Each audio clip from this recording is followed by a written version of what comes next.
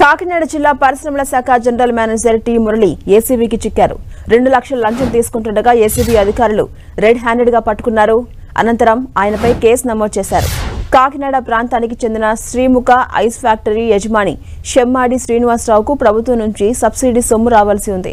దీనికోసం ఆయన జిల్లా పరిశ్రమల శాఖ జనరల్ మేనేజర్ టి మురళిని కలిశారు. అయితే అందుకు ఆయన 2 లక్షల రూపాయలు డిమాండ్ చేసినట్టుగా చెబుతున్నారు. బాధితుడు ఏసీబీని ఆశ్రయించారు. టి మురళిపై అధికారులు ఫిర్యాదు చేశారు.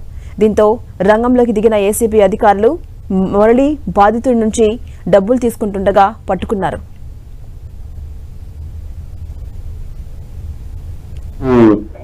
పి శ్రీనివాస్ కుమార్ రన్ చేస్తున్నారు. ఆయనకి గవర్నమెంట్ నుంచి సబ్సిడీ ఒక 40-50 లక్షల దగ్గర రావాల్సి ఉంది. ఆ ఫైల్ గురించి ఆయన గత సంవత్సర కాలంలో తిరుగుతున్నాడు.